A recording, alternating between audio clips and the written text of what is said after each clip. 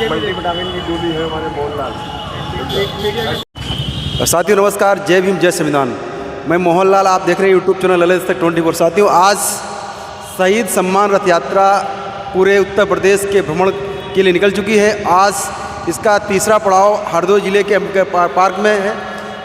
ये यात्रा सुबह 12 बजे ही आने की थी, लेकिन कुछ ट्रैफिक की वजह से लेट हुई। हमारे साथ प्रदेश के ऐसे लोग, जुझारू लोग, जो शहीदों को सम्मान के लिए लगातार प्रयासरत हैं और उनके सम्मान के लिए आगे बढ़ रहे हैं। इसी बीच कई लोग, उनसे हम बात करेंगे सर, इस रथ यात्रा का मायने क्या है, आखिर रथ यात्रा निकालने की आवश्यकता क्यों पड़ी। सर बहुत धन्यवाद आपका हमारे जुड़ने के लिए, बात करने के लिए। सबसे पहले अपना नाम बताइए और इस रथ यात्रा को निकालने की आवश्यकता क्यों पड़ी। धन्यवाद ललित दस्तक का और इनको देखने वाले सभी शुभचिंतकों का मैं हृदय से अभिनंदन करता हूँ। इस देश की आज़ादी में देश के कोने कोने से लोगों ने अपनी शहादत दी है। उनके शहीद और बलिदान होने के कारण देश को आज़ादी मिली है। इसी क्रम में देवरिया जनपद में 13 साल 4 महीने की अवस्था में अल्पायु में अमर शहीद रामचंद्र विद्यार्थी प्रजापति जी ने अंग्रेजी झंडा हटा करके अपना तिरंगा फहराया था और तत्कालीन ब्रिटिश हुकूमत ने उनको वहीं पर गोली मारी थी, जिसके कारण से वो वहाँ पर शहीद हुए थे। और जिस स्थल पर शहीद हुए थे वहाँ पर संग्रहालय और स्मारक उनका बना हुआ है, पार्क बना हुआ है। लेकिन भारतीय जनता पार्टी की सरकार उसी पार्क के अंदर पर्यटन के कार्यालय को बना करके शहीदों का अपमान कर रही है। यही नहीं, इस देश में जलियांवाला बाग कांड का उल्लेख आता है। जब जलियांवाला बाग कांड में हम देखते हैं तो 2000 लोगों की आबादी उस प्रांगण में होती है। जब अंग्रेजों द्वारा गोली चलाई जाती है और उस मीटिंग को ऑर्गेनाइज करने वाला कोई और नहीं, दुलिया धोबी, नत्थू धोबी, मंगल मोची, बुद्धराम वाल्मीकि, दुर्गा दास सरीके तमाम दलित और पिछड़े समाज के शहादत देने वाले लोग होते हैं। स्वाभाविक रूप से मैं कहना चाहूँगा, जब बुलाने वाले अनुसूचित जाति और पिछड़ी जाति के लोग थे, आंदोलन के तहत लोगों को इकट्ठा करने वाले अनुसूचित जाति पिछड़ी जाति के थे, तो उन 1400 लोगों में जिनकी शहादत हुई, लगभग 80-90% लोग पिछड़ी जाति और अनुसूचित जाति के रहे होंगे। यही नहीं साथियों, लखनऊ के सिकंदरबाग चौराहे का जब मैं इतिहास देखता हूँ, वीरांगना उदा देवी पासी जी ने 36 अंग्रेजों को मार के गिराया था। और जब 36 अंग्रेजों को मार के गिराया तो अंग्रेज सिपाहियों द्वारा उनको गोली मारी गई और वो शहीद हुई। और जब शहीद हुई तो उनकी शहादत को छुपा दिया गया। और यहाँ तक कि जब हमारे लखनऊ के डॉक्टर दाऊजी गुप्ता नगर प्रमुख थे और लखनऊ के विकास के लिए इंग्लैंड मॉडल को देखने इंग्लैंड गए, वहाँ पर गजेटियर से जब उदा देवी जी का इतिहास निकाल करके लाए तो नगर निगम में वो प्रस्ताव रख करके चाहते थे कि वीरांगना उदा देवी की एक बड़ी प्रतिमा आदम कद की लगे। लेकिन नगर निगम में जातिवादी मानसिकता के जो सभासद थे, उनके विरोध के कारण अज्ञात वीरांगना उदा देवी पासी की प्रतिमा लगाना पड़ा था। साथियों, आपको बताना चाहूँगा 1996 में वीरांगना उदा देवी पासी जो अज्ञात थी, उनको ज्ञात करने उनका जब उनको पता चला इतिहास, दाऊजी गुप्ता ने सामाजिक कार्यकर्ताओं को वो इतिहास दिया और पता चला तो समाज के लोगों ने आंदोलन किया। आंदोलन का परिणाम ये हुआ कि 1996 में वो अज्ञात वीरांगना से ज्ञात वीरांगना उदा देवी पासी हुई थी और वहाँ पत्थर लगाया गया। रामविलास पासवान जी आए थे, करीब 1 लाख लोगों की वहाँ पर संख्या एकत्रित हुई थी। सर, यही रथ यात्रा जो आप लेके पूरे प्रदेश में घूम रहे हैं, क्या इस रथ यात्रा से लोग के विचार बदलेंगे कि आपकी बात मानेंगे, क्या करेंगे, क्या कुछ लग रहा है आपको? जहाँ तक आपका सवाल है, मैं आपको थोड़ा आगे और बता दूं।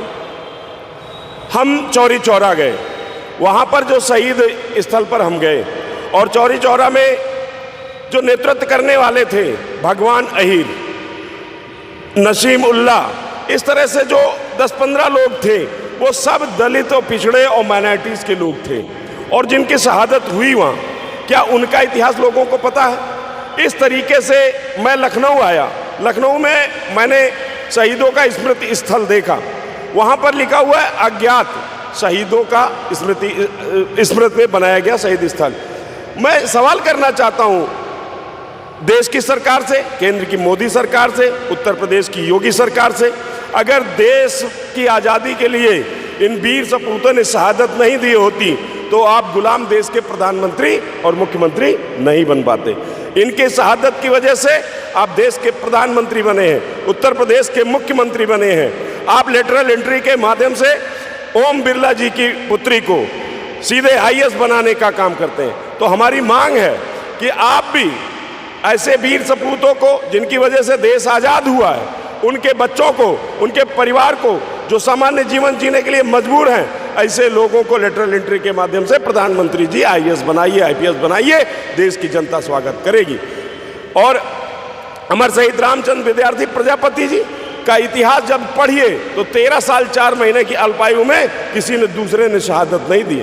मेरी मांग है कि भारत रत्न दे करके अमर शहीद रामचंद्र विद्यार्थी प्रजापति जी को सम्मान दिया जाना चाहिए। साथ ही साथ जितने दलित, पिछड़े, वंचित, शोषित माइनॉरिटी समाज में जिन लोगों ने शहीदी दी है, देश की आज़ादी में कुर्बानी दी है, उनके इतिहास को NCERT की बुकों में प्रकाशन करा करके उनको यथाउचित सम्मान दिया जाना चाहिए। यही नहीं, मैं चाहता हूँ कि इस देश की संसद में तमाम चित्र लगाए गए हैं, वहाँ पर 13 साल 4 महीने की अल्पायु में शहादत देने वाले अमर शहीद रामचंद्र विद्यार्थी प्रजापति जी की भी वहाँ पर चित्र लगाए जाएं। और उनके साथ ही साथ पूरे देश में, चाहे वो नत्थू धोबी हो, चाहे वीरांगना उदा देवी पासी हो, मक्का पासी हो, चाहे मंगल मोची हो, इन सभी लोगों के चित्रों का वहाँ भी उल्लेख होना चाहिए। उनको भी, जब देश की आज़ादी का आंदोलन एक था, सबकी शहादत एक जैसी थी, तो ये किसी का अपमान, किसी का सम्मान ज़्यादा और किसी का सम्मान कम क्यों?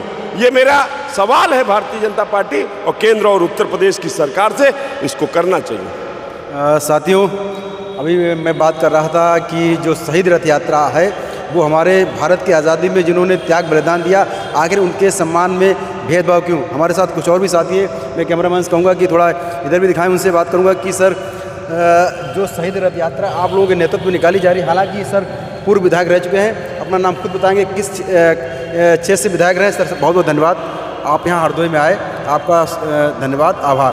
धन्यवाद बहुत बहुत। सर, ये शहीद रथ यात्रा आप लोग संयुक्त रूप से निकाल रहे हैं, इस शहीद रथ यात्रा के मायने कहाँ और आप विधायक कब रहे हैं सर, ये विषय बताइए। मैं 2017 से 22 तक विधायक रहा जनपद बांदा की तिलवारी विधानसभा से। ब्रजेश प्रजापति मेरा नाम है।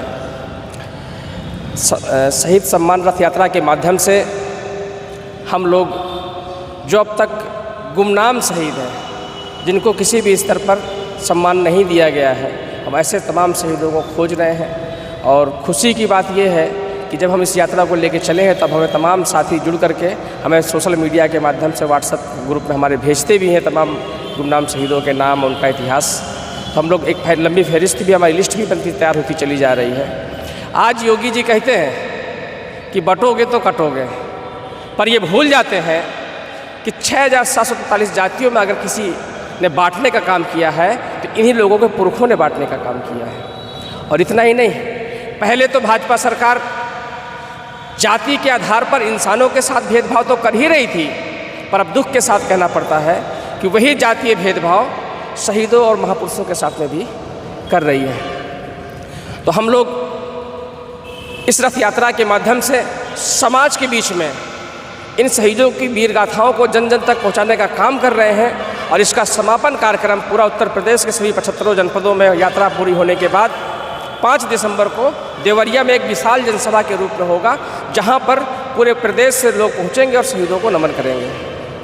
बहुत बहुत धन्यवाद सर, आपने महापुरुषों की विचारधारा को रखा है। एक और भी साथी हमारे साथ मौजूद हैं, चूँकि उनसे ही बात करेंगे कि आपकी रथ यात्रा, आपकी विचारधारा क्या कहती है? सर देखिए, मैं बहुजन आर्मी का राष्ट्रीय अध्यक्ष देवा रावत, ये शहीद सम्मान यात्रा जो निकाली गई है, ये उन शहीदों के लिए निकाली गई है जिनके लहू का एक एक कतरा इस देश में शामिल है।